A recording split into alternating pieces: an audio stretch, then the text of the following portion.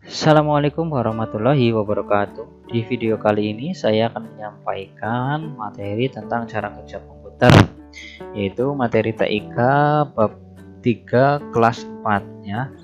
Nah, sebelumnya kalian telah mempelajari tentang perangkat komputer ya di bab pertama.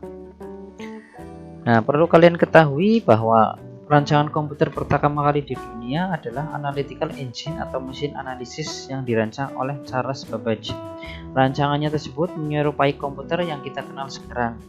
Orang yang pertama kali menulis program untuk mesin analisis adalah Adam Lovelace. Nah, beliau dianggap sebagai programmer pertama di dunia. Programmer adalah seorang yang membuat perangkat lunak pada komputer. Nah, cara kerja komputer yang telah mengetahui bahwa komputer terdiri atas 4 perangkat keras dan perangkat lunak yang bekerjasama untuk mengolah informasi tersebut. Ada 4 tugas berbeda yang harus dilakukan oleh komputer, yaitu sebagai berikut: input, proses atau storage, proses, dan output. Nah, input berfungsi untuk mengambil data masuk, storage menyimpan informasi, proses memproses. Kemudian output menampilkan hasil dari input, storage, dan processing. Keempat tugas tersebut berlaku umum untuk semua perangkat yang disebut komputer. Nah, perhatikan diagram kerja komputer di bawah ini ya. Nah, ini adalah proses input, kemudian proses input, proses ke storage, kemudian ke proses lagi, kemudian ke output. Nah, sebelumnya kamu telah mempelajari bagian keras dan perangkat lunak komputer. Nah, input mengambil data masuk. Proses input adalah proses pengambilan data informasi masuk yang berasal dari perangkat input sehingga dapat disimpan dan diproses oleh komputer. Nah, perangkat input contohnya yaitu keyboard, mouse, kamera digital, mikrofon, dan pemindai atau scanner. Nah, informasi yang masuk dapat berupa huruf, angka, musik, atau gambar. Semua informasi tersebut dimasukkan melalui perangkat input. Nah, contoh proses input yaitu mengetik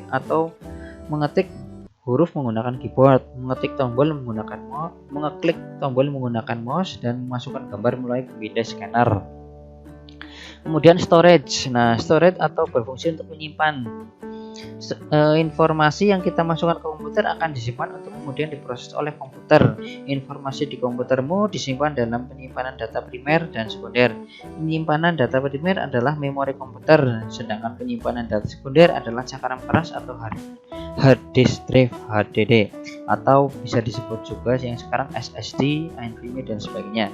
Informasi dalam kamera digital atau telepon pintar disimpan dalam flash memory. Kamu mungkin mengenalnya dengan sebutan memory card. Nah, untuk di komputer itu ada yang namanya RAM ya. Nah, ini adalah gambar hard disk dan ini adalah gambar micro SD atau memory card. Nah, kita akan melihat gambar ya, gambar dari RAM. Nah, ini adalah gambar dari RAM, random access memory yang berfungsi untuk menyimpan memori. Nah, selanjutnya yaitu processing. Informasi data yang masuk ke dalam komputer akan diproses sesuai dengan perintah yang diberikan. Kegiatan ini dapat melibatkan data yang dimasukkan atau input dan data yang disimpan storage. Bagian komputer yang berfungsi untuk memproses informasi adalah CPU, Central Processing Unit. CPU dapat menjadi sangat panas ketika bekerja memproses informasi. Oleh karena itu, di dalam badan komputer terdapat kipas yang berfungsi mendinginkan CPU. Nah, kemarin kita sudah melihat ya di halaman 68 gambar CPU-nya. Nanti langsung saja kita lihat gambar kipas dan gambar CPU-nya ya. Nah, ini kita buka gambar prosesor ya. Nah, gambar proses seperti apa? Nah, ini ada banyak jenis gambar, ada jenis merek. Ini ada Intel, ada juga merek dari AMD. Nah, ini contohnya. Nah, itu banyak sekali. Nah, itu. Nah, nanti si kipasnya itu dimasukkan di situ. Nah, ditaruh di situ kipasnya ya, untuk berfungsi untuk mendinginkan. Nah, kita cari kipasnya itu di mana. Nah, itu bentuk kipasnya seperti ini dan penempatannya itu seperti itu ya, gampang. Nanti sama juga di laptop juga ada kipasnya, kipas pendinginnya, berfungsi untuk mendinginkan prosesornya agar tidak terlalu panas. Oke, kita lanjut ke output.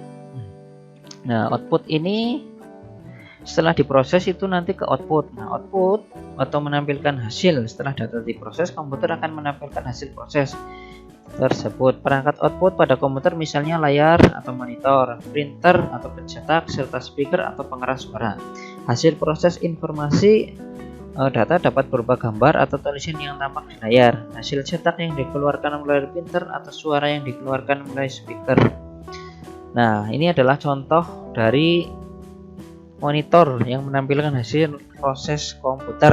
Kemudian ini adalah printer, berfungsi untuk mencetak hasil proses komputer ya. Nah, dari keempat fungsi tersebut dapat kita simpulkan bahwasanya cara kerja komputer itu ada input, storage, processing, dan output. Nah, input yaitu berfungsi untuk menampilkan atau menginput semua informasi data dimasukkan melalui perangkat input. Nah, kemudian storage, data input yang telah kita input akan disimpan untuk kemudian diproses.